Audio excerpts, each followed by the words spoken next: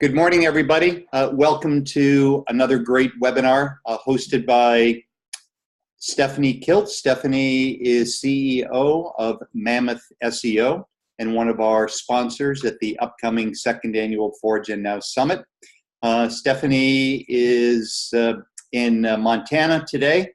Thank you for making the trek, and thank you for your time. And the presentation will be how to discuss and implement SEO in intergenerational teams. So Stephanie, thank you very, very much for taking time to our community to educate me, educate us about SEO and incorporating SEO in intergenerational teams. So with that, thank you, and take it away, Stephanie. Thank you for having me on here. And I'm very, very excited to go over the topic of SEO strategies and intergenerational teams. I think it's a really good topic in terms of how to talk about SEO within a team, no matter what generations are there. But I think in terms of SEO, I think this can be a very challenging side of it, is how to discuss SEO within a team that comes from a lot of different backgrounds and experiences, and also how to implement those SEO strategies. So I'll go ahead and just plunge into it. In terms of SEO, I think it's very important to get the lingo down and to kind of understand, obviously, what is SEO and what are we going to be working on, and in terms of explaining it to a team. SEO is search engine optimization, stands SEO, and it's the practice of increasing the quantity and quality of traffic to your website through organic search results. So what do we mean by organic search results? That's coming largely from your position in search engines. So search engine result pages, which is SERPs, that's kind of where you stand when someone searches for a keyword or branded term. So in terms of SEO, I wanted to break it up into a couple different things of what you should know first off. Again, this is all about kind of getting the lingo and understanding of SEO down so that you can obviously talk about this within a team setting and how it should implement and work with your business. So there are really two different sides to SEO, organic versus paid.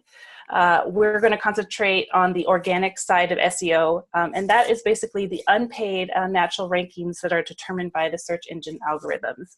And this is where we can optimize with various SEO practices to get you ranking higher in the search engine results. Paid search, on the other hand, is just exactly what it sounds like. You pay to have your website displayed on search engine result pages when someone types in a certain keyword or phrase. This is often referred to as PPC or Google AdWords. And then another new thing that Google has been coming out with is basically what are called featured snippets. And I'll show this to you in just a second. So this is a screenshot of a Google page in terms of the keyword Italy trips. So when I typed in Italy trips, this is what came up. The top 4 positions are paid ads, and this is pretty easy to pick out because we have the little green box with the ad there. So they paid to get to the top of that page. And this is the featured snippet that I mentioned. So Google is now pulling answers from web pages. This is all organic search results. So this is all influenced through organic search and organic SEO. But they are pulling what they think is the best answer to your query, which was Italy trips. So they pulled the 250 plus trips through Italy with 2,000 reviews. And this is just a little snippet of that web page. And then there's a link right there. So this is, in terms of organic results from SEO, this is a great thing to have happen to your website. It takes up about a quarter of the page, is very prominent, has a photo. And again, this is just all based on what Google thinks is the best answer to that question. And again, can be influenced through working on your organic SEO. And then there, right at the bottom, is the start of the organic search results.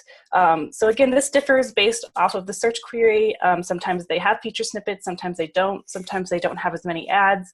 But again, we're looking kind of at the area below the ads on Google when you search for a search query. The other thing to keep in mind when you're looking at SEO for your company or business is, are you looking at it from a national perspective or a local SEO perspective? National SEO is more focused on the content of the search rather than the location. So this is kind of a broader term. For example, it could be red party dresses. It could be different services that are offered on a national type audience. Whereas local SEO is definitely concentrated around location-based searches. So this is something, for example, if you have a sushi restaurant in New York City, people would search for sushi restaurants in New York. And again, the location is very crucial for that type of search because they're looking for it in a specific location. This could be services that are offered in a certain location. Maybe you're looking for roofing contractors in Maryland. But again, this is all based more around the location. And in my experience, really you're looking at one or the other. Sometimes there can be examples of business where you're looking at a little bit of national SEO and local, but for the most part, if you're building your SEO strategy, you're going to kind of focus it in one area or the other.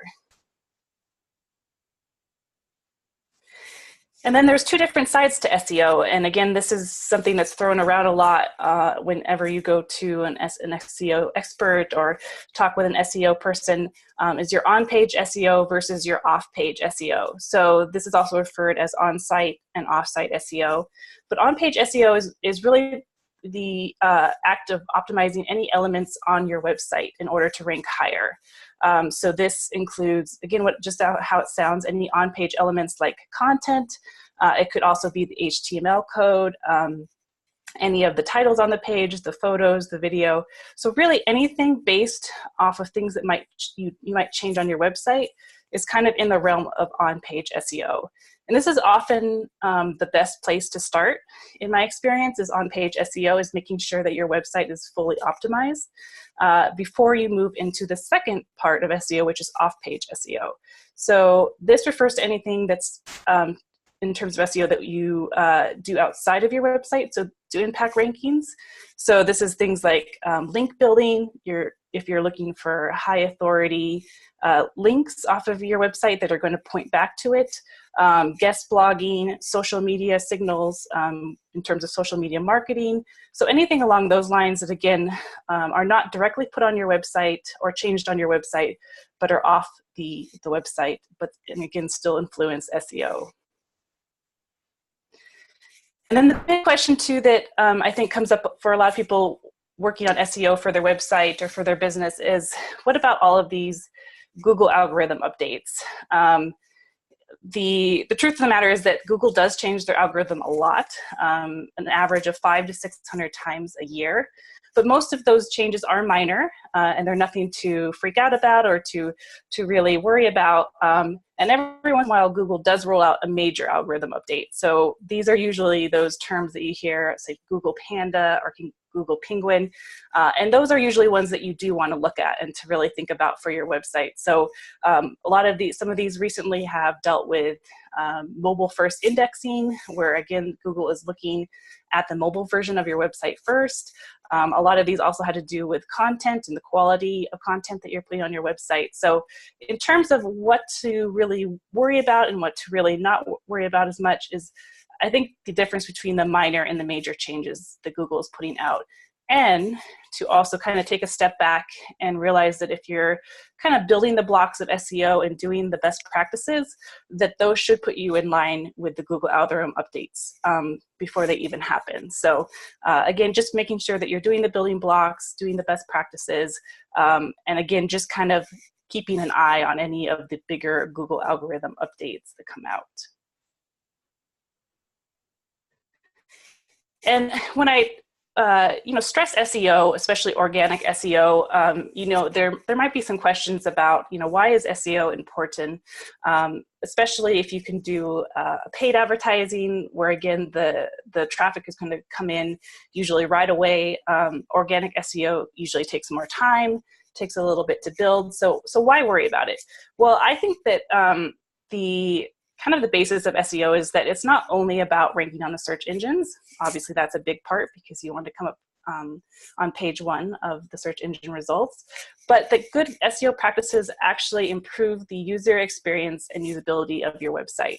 So, even any of these things that you are implementing on your website are kind of building that foundation, and that's going to help you for years and years to come. So no matter what you're looking at SEO from the perspective of getting more traffic, which is again definitely a big goal, I think that the other side of SEO is really looking at your website and making that it's a good user experience, and the people that come to there are going to convert, and that's going to help you convert not only for organic traffic, but also for direct traffic, also for paid traffic.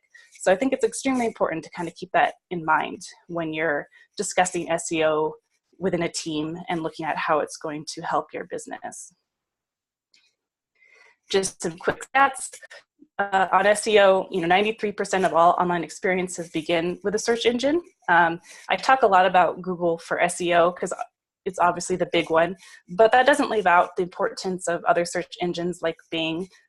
We definitely want to look at those and see if you're getting a significant traffic from other search engines. But obviously Google is the big one and where most of your traffic is going to come from. 75% of users never scroll to page 2. So again, the goal is to get on page 1 with your search rankings. And 70 to 80% of users ignore the paid ads and actually focus on organic search results. And I kind of even see this within myself when I'm searching for things, is that I kind of just automatically skip over some of those ads and go to what Google brings up in organic search results. So I think this is something to keep in mind in terms of where you're allocating your resources and how much time you want to spend on SEO. It's definitely a very important component of any online marketing.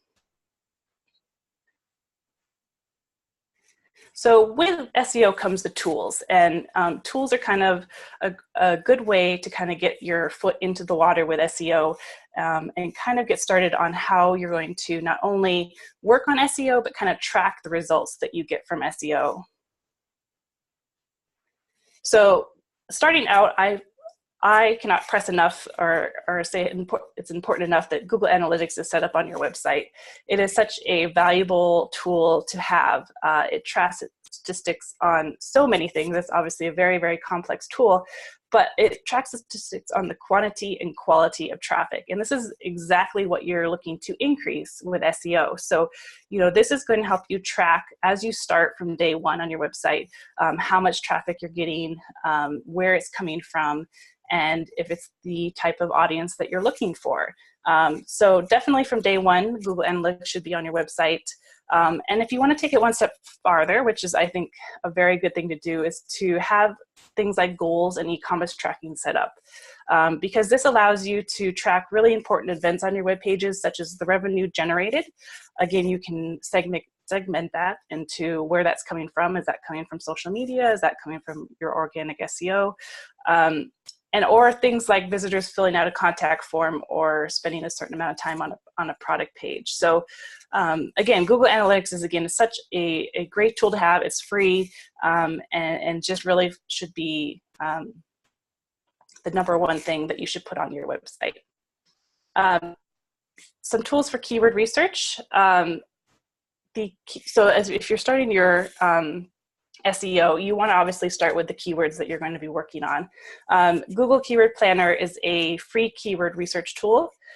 It allows you to kind of pinpoint some keywords that you want to work with. It's a great start, I would say, for keyword research. It was created obviously by Google for Google AdWords and paid advertising. So that's kind of the big reason that people use it, but it's a great way to kind of get started in looking at keywords for your business and seeing which ones might be the best ones to use. Some other ones that I would suggest are Google Trends. SEMrush is the paid one, Moz as well, and Google Search Console there at the bottom. Again, Google Search Console should be set up from the very beginning of your website, but that once it's set up on your website and going for a few months, then you can actually get some great insights on keywords and what's converting on your website. So any of those tools are great. Again, some are free, some are not.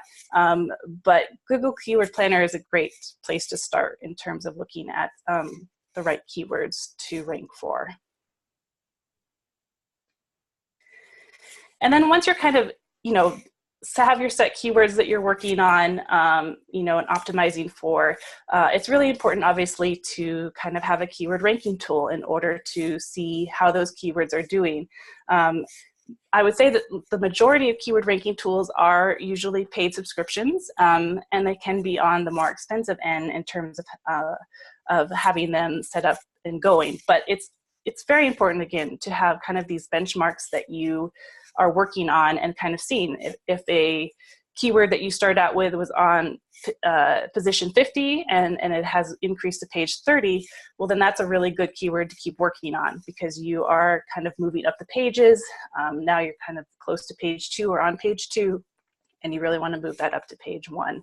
So again, kind of a list of some of the big ones out there. There's a lot of keyword tracking tools, but again, this is just important to keep tracking your work and to see how your SEO is progressing as you work on it.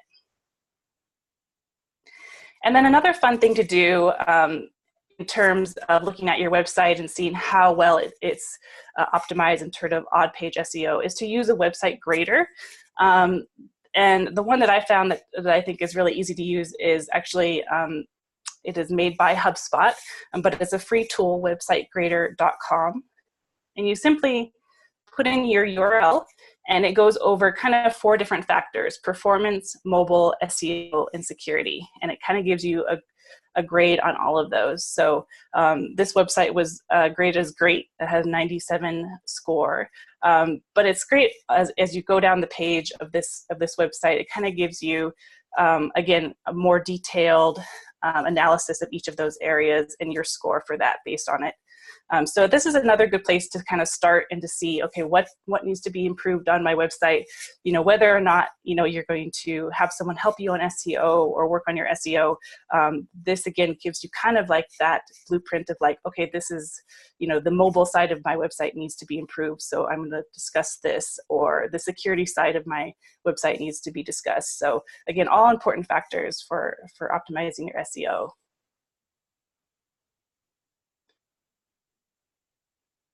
And then kind of once you've gotten the lingo of SEO down, you've kind of worked on that within your team. You've also kind of discussed some tools that you might use to work on your SEO.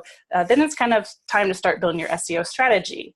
And the most important factor to me on that is your website. To focus on your website from day one again, or before as you're building it. But to me, the website is really the foundation of online marketing. And at the beginning, I think that a lot of the resources should be allocated to the development of the website, making sure it's user-friendly, and optimizing the on-page SEO. So if you think about things in terms of how it's laid out in terms of online marketing, your website is really the center of your universe. It's kind of where everything is built off of. And then as you add these other factors in, like link building, video marketing, email marketing, public relations, social media, it kind of all goes back and forth from the website. So in terms of if you produce a video and put it on YouTube, obviously you're going to want to have a URL back to the website. So you're directing people.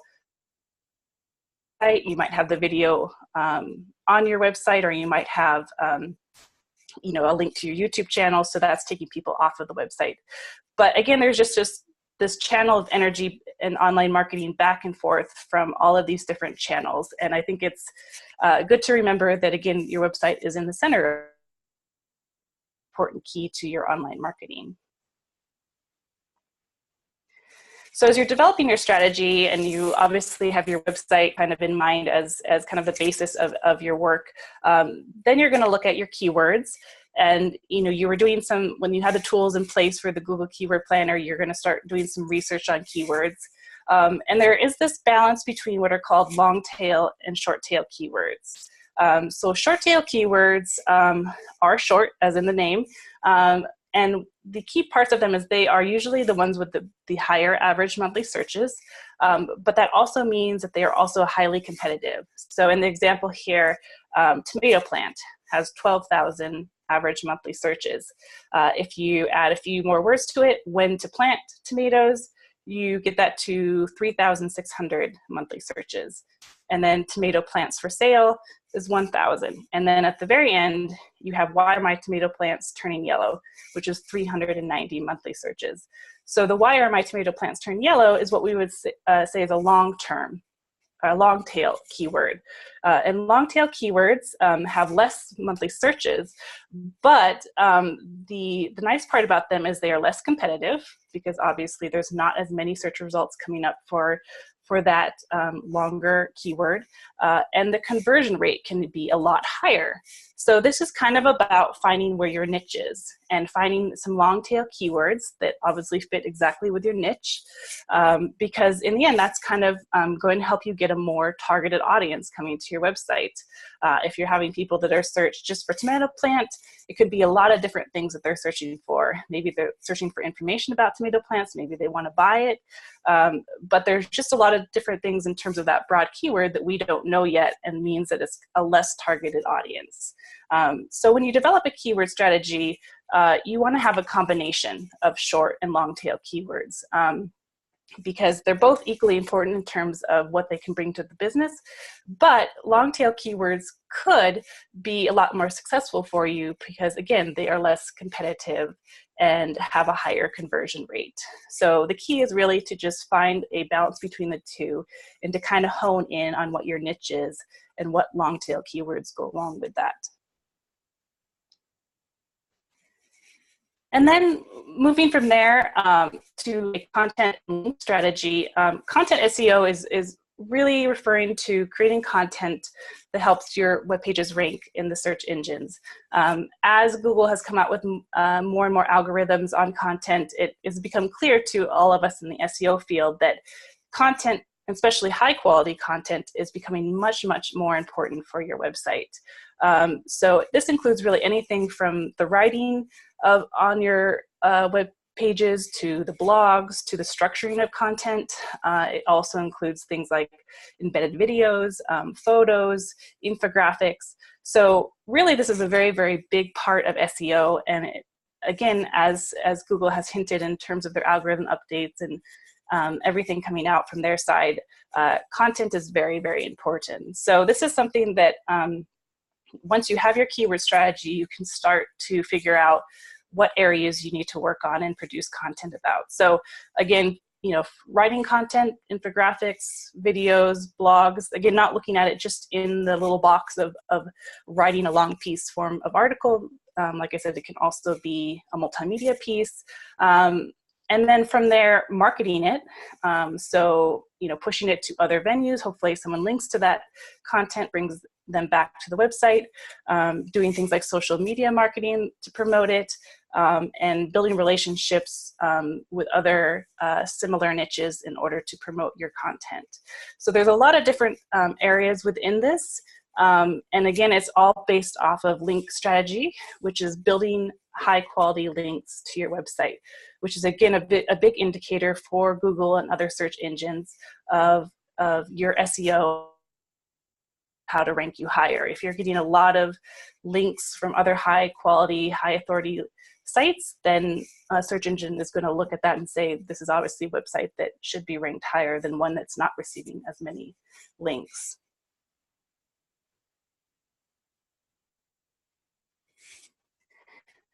Once you've kind of gone over the kind of building blocks of SEO, the tools, and then the strategy, how do you kind of implement this within a team? And this is really about building strong teams for SEO strategy. I think that the best way to kind of look at SEO and kind of get into it is to kind of divide and conquer. So to define roles based on the team that really is based on their experience and also their interest level. So, there might be someone on the team that is a little less technical and doesn't want to worry about that side, but is really good with content. And so there are different ways that you can divide this, but in terms of how I've worked and how I see roles played out, there's obviously someone that kind of oversees the whole process. This can be an operations person, this can be just a manager, but to kind of make sure that everything is put into place and that everything is going forward. And then from that branch is from the 4 different areas.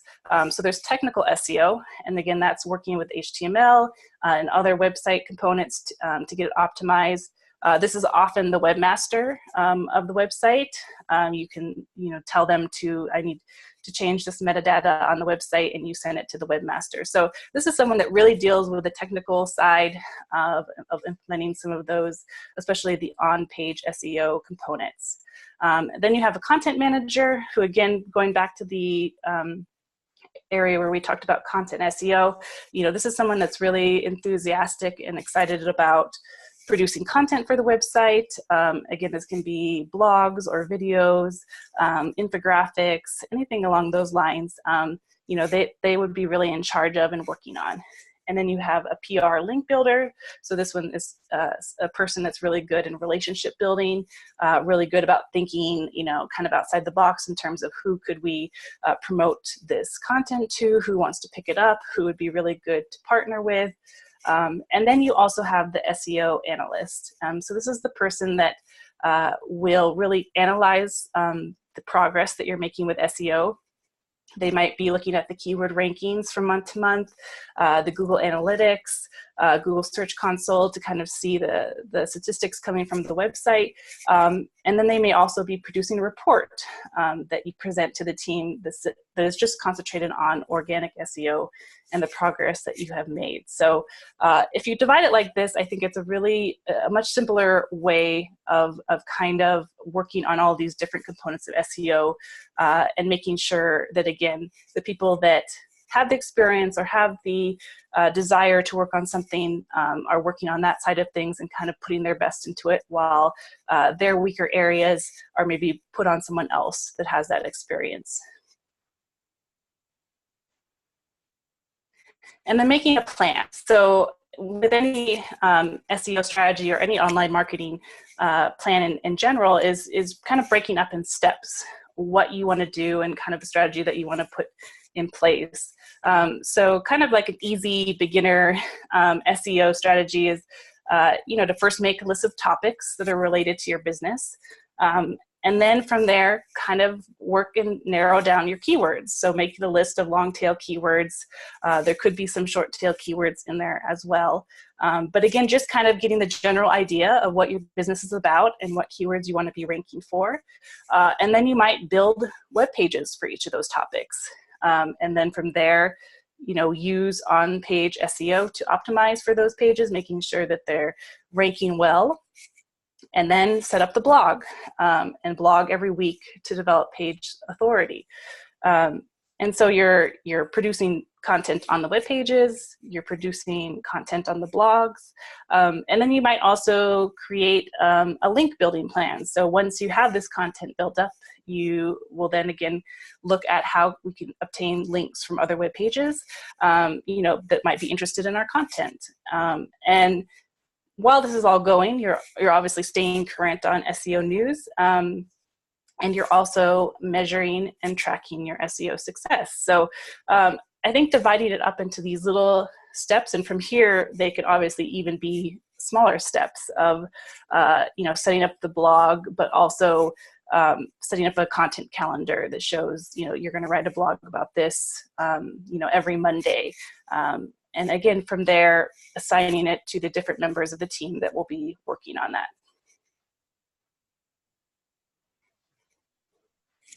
And then the SEO timeline. So, obviously, if you're thinking about your marketing plan for SEO, you also kind of want to think about it in terms of where you're going to be in terms of blocks of months or years. I always say that SEO is a long-term investment. And so anything that you're doing now is helping the website. But again, the results might be 3, 4, 6 months out. The biggest ones might be a year out. So if you're viewing it in segments of months and year, if you have a timeline like this one where, say, after a month, you have your keywords decided on and you're tracking them and some of them are ranking, then that's kind of the start. 2 months in, you might look at increasing traffic by 10% and seeing what you can do in order to make that happen.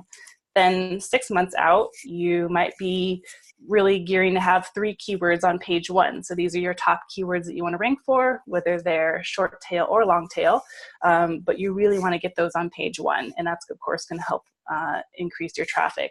And then by a year, maybe you can, if you're starting from scratch and you're working on these keywords diligently, that you might be able to increase traffic by 50%, just by, again, increasing your keywords ranking in the search engines.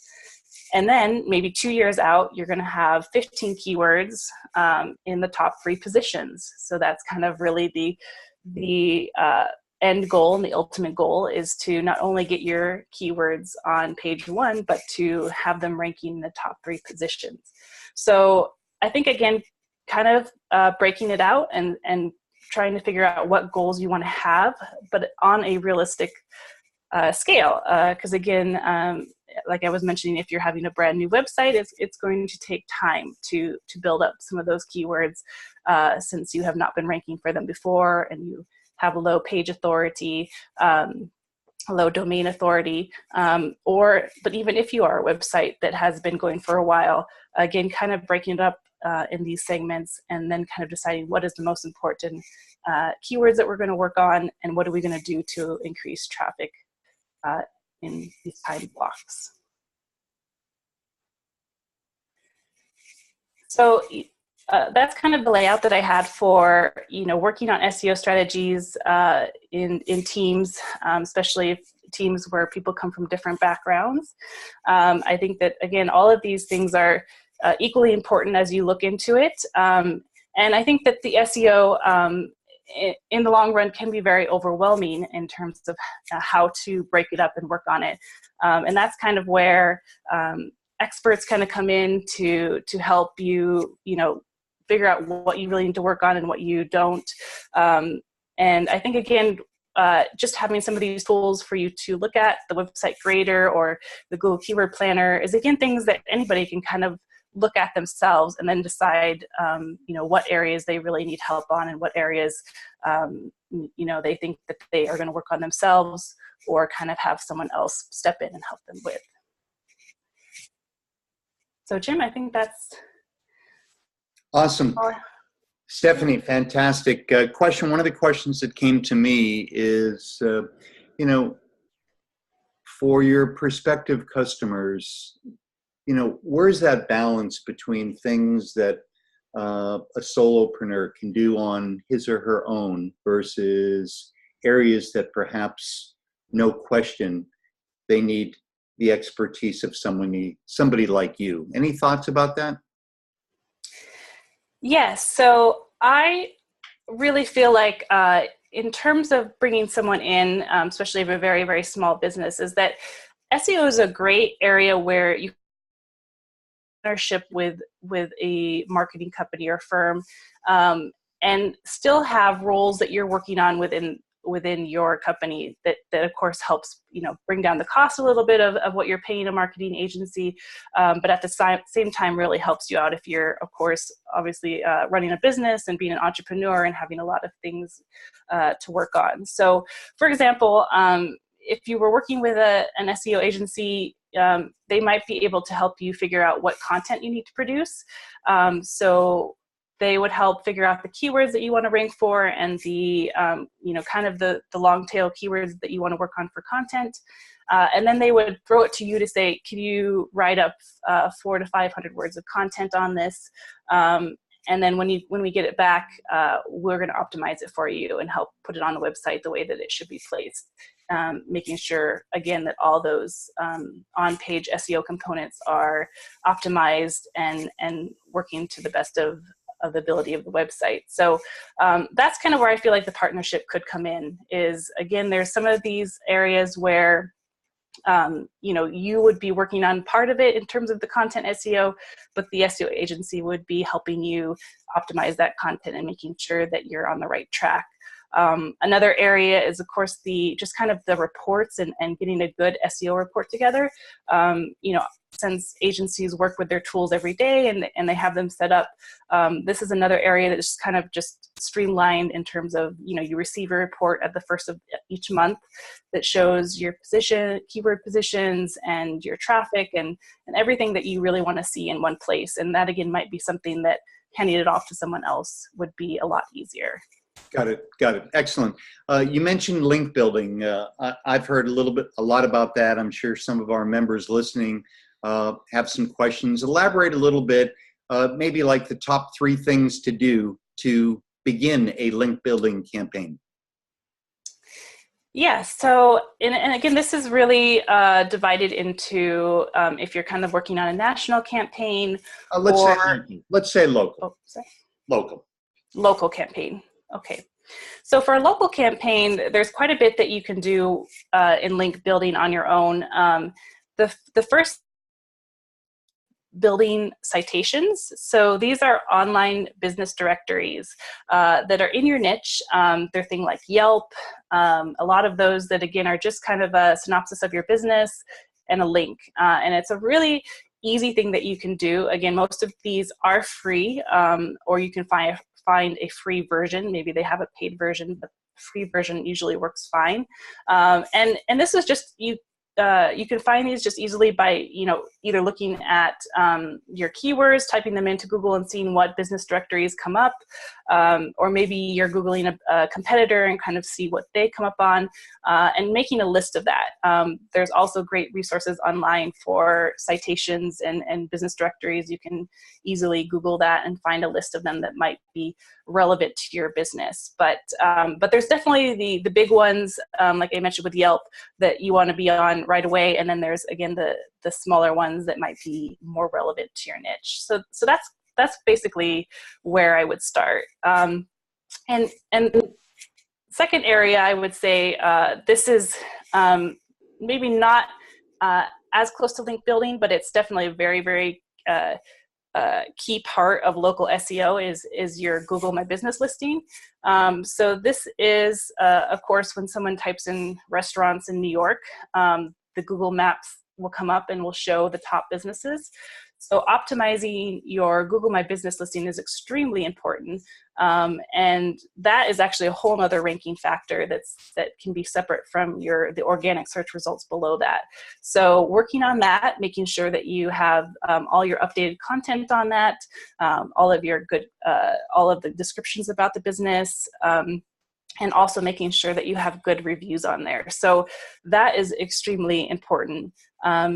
And then the third thing I would say in terms of link building is, finding some websites that are kind of related to your niche, but that are not direct competitors, of course, but that might want to share your content on their website. So, for example, if you're a restaurant, a good one would actually just be your local newspaper. If they are doing anything where you could actually write a guest post, perhaps, or you could get in a feature about your restaurant. Again, that's just the local newspaper, and their online version is a great way to build some links and to get people kind of knowing more about who you are and what you're about. There's also a lot of the event side of that. If you're holding an event, you might want to find a relevant event website, maybe in your local market, that you can post your event on. So there's a lot of different ways to think about a link building for a local business. Excellent. Lastly, Stephanie, tell us a little bit, or remind our community how we can get in touch with you for follow-up. And actually, before you do that, of all the components of SEO that you described, what's your passion? What are you most passionate? What element in that divide and conquer template, where do you see yourself in terms of what you're most passionate about? Well, I would say that definitely when it comes to anything related to making sure that the website is user-friendly and SEO optimized, and that includes both the content and the technical side. I just really firmly believe that your website is, again, your foundation of your marketing, online marketing, and that anything you do with SEO is going to help in terms of making your website easier to use, again, helping you rank in the search engines, but again, also just helping it convert, doing things like A/B testing where you're seeing what you could change on a page to make it convert better or have people click on the call to action better. So that's definitely the area that I'm very, very passionate about because I think it's a very key part of your SEO. Excellent. Great. Okay. Remind our community how we can reach out to you. Yes, you can reach out to me at mammothseo.com. You can look at and read about my services on my website. And then I also, you just go to my website and there's a couple free consultation buttons on there, or just contact me through the contact form. I'd be happy to do a free consultation with you to discuss what I think would be most important to work on for your website. Fantastic, Stephanie. And just a shout out, this was not rehearsed, but a personal testimonial. Stephanie, thank you for helping 4Gen Now, as we are a 501c3 qualified 501c3 nonprofit. Thank you for your assistance, your expertise. I wholeheartedly recommend those of our community listening to reach out to you. You've done a great job helping 4Gen Now, and we know where to find you on October 12th. Yes, of course. I'm excited. Okay. Thank you very much, Stephanie, for making the time. Continued success, and we'll see you on October 12th. Sounds good. Thank you.